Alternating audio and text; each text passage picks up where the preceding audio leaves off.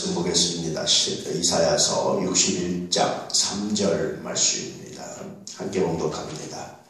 무릇 시온에서 슬퍼하는 자에게 화관을 주어 그 죄를 대신하며 기쁨의 기름으로 그 슬픔을 대신하며 찬송의 옷으로 그 근심을 대신하시고.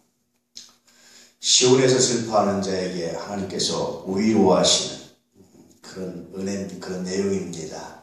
시온, 예루살렘으로 의미하기도 하고요, 약속의 땅으로 의미하기도 합니다. 그래서 유대인들이 시오니즘이라는 것이 생기는데, 시온을 회복하자, 약속의 땅 가나안을 회복하자, 예루살렘을 회복하자 등등등.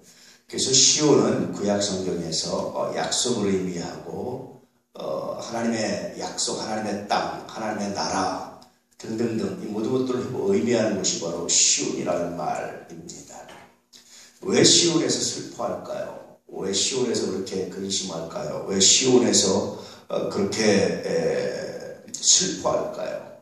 왜 그랬을까요? 그것은 물론 이제 역사적 배경은 시온의 멸망이었습니다. 시온이 멸망하고 시온이 저기가 함락당하고 이방인들에게 짓밟히는 것, 그것을 의미하죠, 역사적 배경. 근데 좀 더 깊이 들어가면 단순히 그런 것이 아니라 시온은 자신의 삶의 가치를 두고 있었기 때문에 그렇습니다.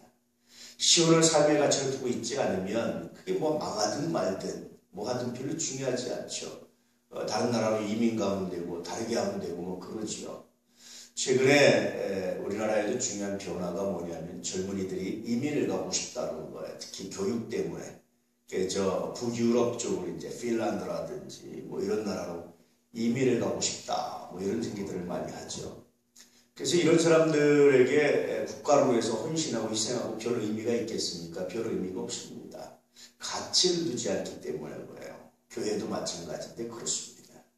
그런데 시온에서 슬퍼하고 시온에서 애통하고 이런 사람들은 시온의 삶의 가치를 두고 있었다라는 겁니다.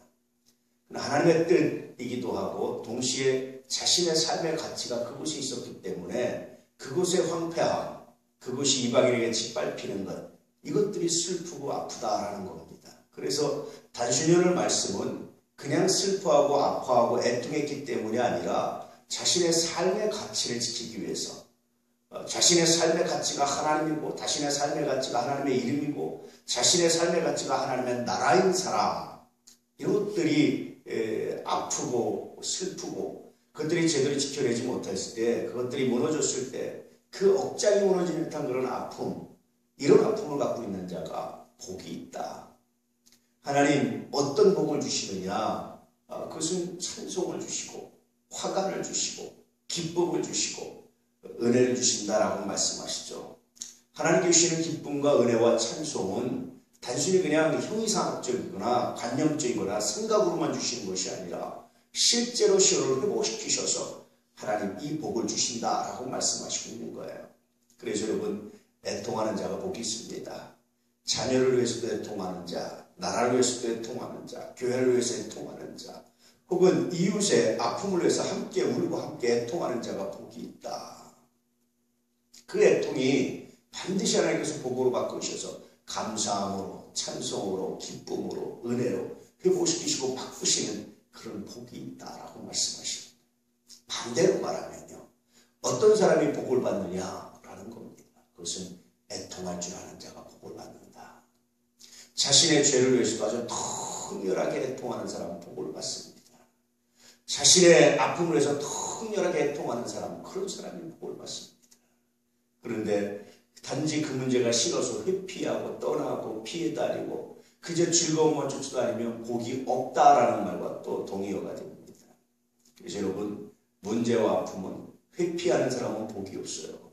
문제와 아픔은 그 문제를 놓고 애통하며 기도하는 사람이 복이 있습니다. 이것은 역사를 통해서, 문명의 역사를 통해서도 나타났죠. 문명이 발달하는 것은요, 어떤 자연재해나 문제가 생겼을 때 순응하는 사람도, 그 재해에 순응하는 사람도, 그런 민족들도 문명을 발전시키지 못했다는 거예요. 회피하고 떠나는 민족도 문명을 발전시키지 못했다는 거예요. 그 자연재해에 도전하고 그 도전에 응전하고 뭐 이렇게 하는 사람이 문명을 발전시켰다. 토인비의 얘기고요. 최근에는 제레미 다이아몬드라는 사람의 통찰이었고요.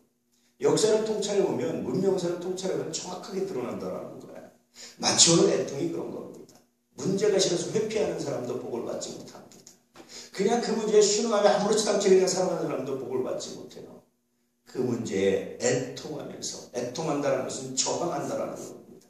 슬퍼하면서 하나님의 손길을 기다리면서 기도하는 사람, 그런 사람이 복을 받습니다. 애통하는 자는 복이 있나니 저희가 하나님의 위로를 받을 것이다. 여러분, 오늘도 애통하는 날 되시기를 축복합니다.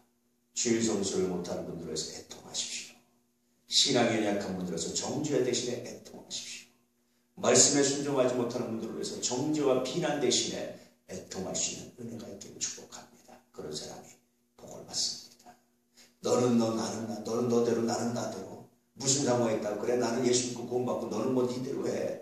여러분, 이런 사람은 그렇게 하나님께 큰 복을 받지 못합니다. 그의 아픔, 그의 부족함, 그의 실수를 위해서 애통할 줄 아는 사람. 정죄하고 비난하는 것 대신에 애통하는 사람이 그리스도인의 삶입니다. 그리스도인은 정죄하거나 비난하는 사람이 아닙니다. 그리스도인은 애통하는 사람입니다. 오늘도 애통할 수 있는, 이 나라의 민족을 위해서 애통할 수 있는, 교회를 위해서 애통할 수 있는, 교회에서 애통할 수 있는, 또 연약한 자들에서 애통할 수 있는, 이 땅의 정의를 위해서 애통할 수 있는 그런 은혜가 있기를 축복합니다. 그러므로 하나님의 그 애통에 어떻게 역사하시고 어떻게 복을 주시고 어떻게 은혜 주시는지를 경험하고 체험하고 그것으로 증거를 삼아서 복음을 전할 수 있는 귀한 종들, 귀한 사람들 되시기를 주님으로 축복합니다. 예수 우리 왕이십니다. 기도하겠습니다.